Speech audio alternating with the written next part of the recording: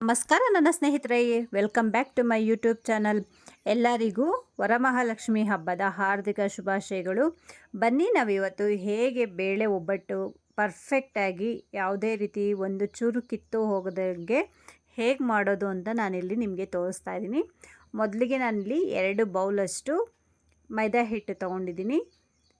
ಮೈದಾ ಹಿಟ್ಟಿಗೆ ಸ್ವಲ್ಪ ಅರಿಶಿನ, 1 ಚಿಟಿಕೆಯಷ್ಟು ಉಪ್ಪು ಹಾಕಿ ಒಂದು 2ರಿಂದ 3 ಸ್ಪೂನಷ್ಟು ಕುಕ್ಕಿಂಗ್ ಆಯಿಲನ್ನು ಹಾಕ್ಬಿಟ್ಟು ಚೆನ್ನಾಗಿ ಮಿಕ್ಸ್ ಮಾಡ್ಕೊಳ್ಬೇಕು. ನಾವಿಲ್ಲಿ ನೀರು ಹಾಕೋದಕ್ಕೂ ಮುಂಚೆನೇ ಚೆನ್ನಾಗಿ ಮಿಕ್ಸ್ ಮಾಡಿ ನಂತರ ಸ್ವಲ್ಪನೇ ನೀರು ಹಾಕ್ತಾ ಚೆನ್ನಾಗಿ ಕಲಿಸ್ಕೊಳ್ತಾ ಇರಬೇಕು. ನೋಡಿ, ಇಲ್ಲಿ ನಾವು ಕಲಿಸ್ಕೊಳ್ಬೇಕಾದ್ರೆ ಚೆನ್ನಾಗಿ ನಾದ್ಕೊಳ್ಬೇಕು. ಚೆನ್ನಾಗಿ ನಾದ್ಕೊಳ್ತಾ ನಾವಿಲ್ಲಿ ಕಲಿಸ್ಕೊಂಡ್ರೆ ಒಬ್ಬಟ್ಟು ತುಂಬ ಚೆನ್ನಾಗಿ ಬರುತ್ತೆ. ಈಗ ಯಾವುದೇ ರೀತಿ ಕಿತ್ತು ಹೋಗೋದಿಲ್ಲ, ಅಷ್ಟು ಚೆನ್ನಾಗಿ ಬರುತ್ತೆ. ಹಾಗಾಗಿ ನಾವಿಲ್ಲಿ ಮೊದಲಿಗೆ ನೀರು ಹಾಕಿ ಕಲಿಸ್ತಾ ಸ್ವಲ್ಪ ಆಯಿಲು ಹಾಕ್ಕೊಳ್ಬೇಕು. ನೋಡಿ, ಇಲ್ಲಿ ಮೈದಾ ಹಿಟ್ಟು ಯಾವತ್ತೂ ತುಂಬ ತೆಳ್ಳಗೆ ಕಲಿಸ್ಕೊಂಡ್ರೆ ಒಬ್ಬಟ್ಟು ಅಷ್ಟು ರುಚಿಯಾಗಿ ಬರೋದಿಲ್ಲ. ಹಾಗಾಗಿ ಸ್ವಲ್ಪ ಗಟ್ಟಿಯಾಗಿ ನಾವೀಗ ಚಪಾತಿ ಹಿಟ್ಟು ಹೇಗೆ ಕಲಿಸ್ಕೊಳ್ತೀವೋ ಅದಕ್ಕೆ ನಾವಿಲ್ಲಿ ಸ್ವಲ್ಪ ಮೆತ್ತಗಿರಬೇಕು, ಅಷ್ಟಿದ್ರೆ ಸಾಕು. ನೋಡಿ, ನಾನು ತೋರಿಸ್ತೀನಿ ಎಷ್ಟು ಮೆತ್ತಗಿದೆ. ಇಷ್ಟು ಮೆತ್ತಗೆ ನಾವು ಕಲಿಸ್ಕೊಂಡ್ರೆ ಸಾಕಾಗುತ್ತೆ. ತುಂಬ ಗಟ್ಟಿಯಾಗಿ ಕಲಿಸ್ಕೊಳ್ಬಾರ್ದು ಮತ್ತು ತುಂಬ ತೆಳುವಾಗೂ ಸಹ ಕಲಿಸ್ಕೊಳ್ಬಾರ್ದು. ಈ ಹದಕ್ಕೆ ನಾವು ಮೈದಾ ಹಿಟ್ಟನ್ನು ಕಲಿಸ್ಕೊಂಡ್ರೆ ಸಾಕಾಗುತ್ತೆ. ಈಗ ನಾನು ಸ್ವಲ್ಪ ಮೇಲೆ ಎಣ್ಣೆ ಹಾಕಿ ಕಂಪ್ಲೀಟಾಗಿ ರ್ಯಾಪ್ ಮಾಡಿಬಿಟ್ಟು ನಾನು ನೆನೆಯೋದಕ್ಕೆ ಅಂತ ಇಡ್ತಾಯಿದ್ದೀನಿ. ನಾನಿಲ್ಲಿ ಗೋಲ್ಡ್ ವಿನ್ನರ್ ಆಯಿಲ್ ಯೂಸ್ ಮಾಡಿರೋದು. ಹಾಗಾಗಿ ನಾನು ಗೋಲ್ಡ್ ವಿನ್ನರ್ ಪ್ಯಾಕೆಟ್ ಇತ್ತು, ಅದನ್ನೇ ಹಾಕಿ ನಾನು ಕ್ಲೋಸ್ ಮಾಡಿ ಎತ್ತಿಡ್ತಾ ಇದ್ದೀನಿ. ನಂತರ ನಾವಿಲ್ಲಿ ಬೇಳೆ ಬೇಯಿಸ್ಕೊಳ್ಬೇಕು ಅಂದರೆ ಮೊದಲಿಗೆ ಒಂದು ಪಾತ್ರೆಯಲ್ಲಿ ನೀರಿಟ್ಟು ನಾನಿಲ್ಲಿ 1 ಬೌಲಷ್ಟು ತೊಗರಿಬೇಳೆನ ವಾಶ್ ಮಾಡಿ ನಾನಿಲ್ಲಿ ಕುದಿಯೋ ನೀರಿಗೆ ಹಾಕಿದ್ದೀನಿ. ನಂತರ ಒಂದು ಸ್ಪೂನಷ್ಟು ನಾವು ಆಯಿಲನ್ನು ಹಾಕ್ಕೊಳ್ಬೇಕಾಗುತ್ತೆ. ಏಕೆಂದರೆ ಬೇಳೆ ಹಾಕಿರೋದ್ರಿಂದ ಉಕ್ಕಿ ಬರುತ್ತೆ. ಹಾಗಾಗಿ ನಾವು ಏನು ಮಾಡಬೇಕು, 1 ಸ್ಪೂನಷ್ಟು ಎಣ್ಣೆ ಹಾಕಿದ್ರೆ ಉಕ್ಕಿ ಬರೋದಿಲ್ಲ. ಮತ್ತು ನಾವಿಲ್ಲಿ ಮಿಕ್ಸರಲ್ಲಿ ನಾವು ರುಬ್ಕೊಳ್ಬೇಕು ಅಂದರೆ ಬೇಳೆ ತುಂಬ ಗಟ್ಟಿಯಾಗಿ ಬೇಯಿಸ್ಕೊಳ್ಬಾರ್ದು. ತುಂಬ ಸಾಫ್ಟಾಗಿ ನಾವು ಬೇಯಿಸ್ಕೊಂಡ್ರೆ ಮಿಕ್ಸರ್ ಜಾರಲ್ಲಿ ತುಂಬ ಚೆನ್ನಾಗಿ ರುಬ್ಕೊಳ್ಬೋದು. ತುಂಬ ಗಟ್ಟಿಯಾಗಿ ರುಬ್ಕೊಂಡ್ರೆ ಬೇಳೆನೇ ಇರುತ್ತೆ. ಹಾಗಾಗಿ ನಾವು ಮಿಕ್ಸರ್ ಜಾರಲ್ಲಿ ರುಬ್ಬಬೇಕು ಅಂದರೆ ತುಂಬ ಚೆನ್ನಾಗಿ ನುಣ್ಣನೆ ಬೇಯಿಸ್ಕೊಳ್ಬೇಕು. ಬೇಯಿಸ್ಕೊಂಡಿದ್ದ ನಂತರ ಕಂಪ್ಲೀಟಾಗಿ ನಾನು ನೀರನ್ನೆಲ್ಲ ಹೊರ ತೆಗಿತಾ ಇದ್ದೀನಿ. ಯಾವುದೇ ರೀತಿ ಒಂದು ಸ್ವಲ್ಪನೂ ಸಹ ನೀರಿರಬಾರ್ದು.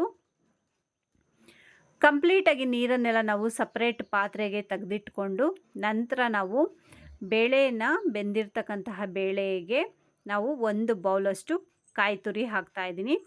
ನಾನಿಲ್ಲಿ 1 ಬೌಲಷ್ಟು ತೊಗರಿಬೇಳೆ ತೊಗೊಂಡಿದ್ದೀನಿ, 1 ಬೌಲಷ್ಟು ಕಾಯಿ ತುರಿ ತೊಗೊಂಡಿದ್ದೀನಿ.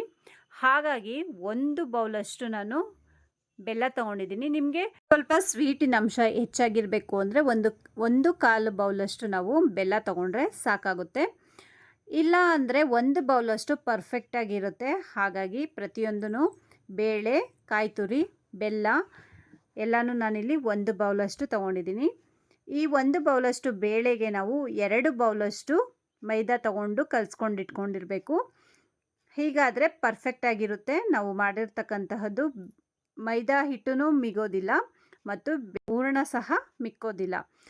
ಎಲ್ಲ ನಾನು ಹಾಕಿ ನಂತರ ಬೆಲ್ಲನ ಬಿಸಿ ಮಾಡಿ ಕರಗಿಸ್ಕೊಂಡು ನಂತರ ಶೋಧಿಸ್ಕೊಳ್ತಾ ಇದ್ದೀನಿ. ಯಾಕೆಂದರೆ ಬೆಲ್ಲದಲ್ಲಿ ಕಲ್ಲು ಕಡ್ಡಿ ಏನಾದರೂ ಇರುತ್ತೆ ಅಂತ ಎಲ್ಲ ಶೋಧಿಸ್ಕೊಂಡು ನಂತರ ನಾನಿಲ್ಲಿ ಸ್ವಲ್ಪ ತಣ್ಣಗಾಗೋದಕ್ಕೆ ತೆಗೆದಿಟ್ಟಿದ್ದೀನಿ.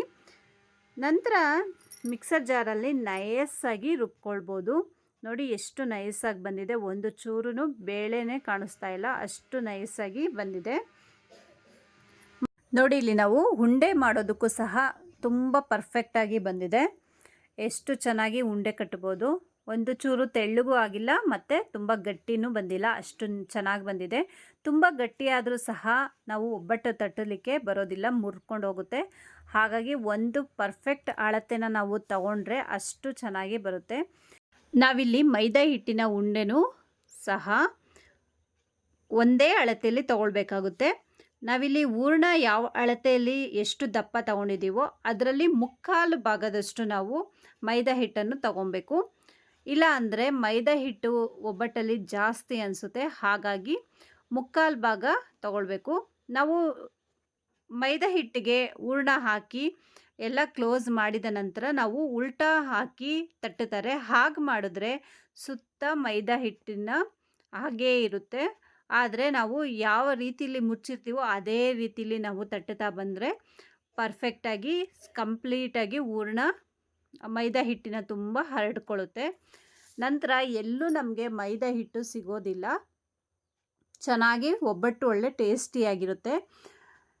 ನಂತರ ನಾವು ಕಾವಲಿ ಚೆನ್ನಾಗಿ ಕಾದ ನಂತರ ನಾವು ಒಬ್ಬಟ್ಟನ್ನು ಸ್ವಲ್ಪ ಎಣ್ಣೆ ಹಾಕಿ ಕಾಯಿಸ್ಕೊಳ್ಬೇಕಾಗುತ್ತೆ. ನೋಡಿ ಒಬ್ಬಟ್ಟು ಎಷ್ಟು ಚೆನ್ನಾಗಿ ಬರುತ್ತೆ, ಸ್ವಲ್ಪನೂ ಸಹ ಎಲ್ಲೂ ಕಿತ್ತೋಗೋದಿಲ್ಲ. ನಮಗೆ ಒಬ್ಬಟ್ಟು ಮಾಡೋದಕ್ಕೆ ಎಲ್ಲೂ ಬೇಜಾರು ಅನಿಸೋದಿಲ್ಲ, ಅಷ್ಟು ಚೆನ್ನಾಗಿ ಒಬ್ಬಟ್ಟು ಉಬ್ಬಿ ಬರುತ್ತೆ. ನಾವು ಅಳತೆಯಲ್ಲಿ ವ್ಯತ್ಯಾಸ ಮಾಡಿಕೊಂಡ್ರೆ ಮಾತ್ರ ನಮಗೆ ಒಬ್ಬಟ್ಟು ಪರ್ಫೆಕ್ಟಾಗಿ ಬರೋದಿಲ್ಲ. ನೋಡಿದ್ರಲ್ಲ ಸ್ನೇಹಿತರೆ ಎಷ್ಟು ಚೆನ್ನಾಗಿ ಬರ್ತಾ ಇದ್ದಾವೆ ಒಬ್ಬಟ್ಟು ಅಂತ. ಇನ್ನೂ ನನ್ನ ಚಾನಲ್ನ ಯಾರೆಲ್ಲ ಸಬ್ಸ್ಕ್ರೈಬ್ ಆಗದೆ ನೋಡ್ತಾ ಇದ್ದೀರಾ, ದಯವಿಟ್ಟು ನನ್ನ ಚಾನಲ್ನ ಸಬ್ಸ್ಕ್ರೈಬ್ ಆಗಿ ನೋಡಿ. ನಿಮ್ಮ ಪ್ರೀತಿ ಪ್ರೋತ್ಸಾಹಗಳು ನಮಗೆ ಸದಾ ಇರಲಿ. ನೋಡಿ ಒಂದೊಂದು ಒಬ್ಬಟ್ಟು ಸಹ ತುಂಬ ಚೆನ್ನಾಗಿ ಬಂತು. ನಾವು ಒಬ್ಬಟ್ಟು ಮಾಡಿ ಹಾಕಿದ್ಮೇಲೂ ಸಹ ಸಪ್ರೇಟ್ ಪ್ಲೇಟಲ್ಲಿ ಹಾಕಿ ತಣ್ಣಗಾದ್ಮೇಲೆ ಒಟ್ಟಿಗೆ ಹಾಕಬೇಕು. ನೋಡಿದ್ರಲ್ಲ ಸ್ನೇಹಿತರೆ ಬೇಳೆ ಒಬ್ಬಟ್ಟು ಹೇಗೆ ಪರ್ಫೆಕ್ಟಾಗಿ ಮಾಡೋದು ಅಂತ. ನಿಮಗೆಲ್ಲ ಇಷ್ಟ ಆಗಿದ್ದರೆ ನನ್ನ ಚಾನಲ್ಗೆ ಸಬ್ಸ್ಕ್ರೈಬ್ ಆಗಿ. Thanks for watching my videos. Don't forget to subscribe.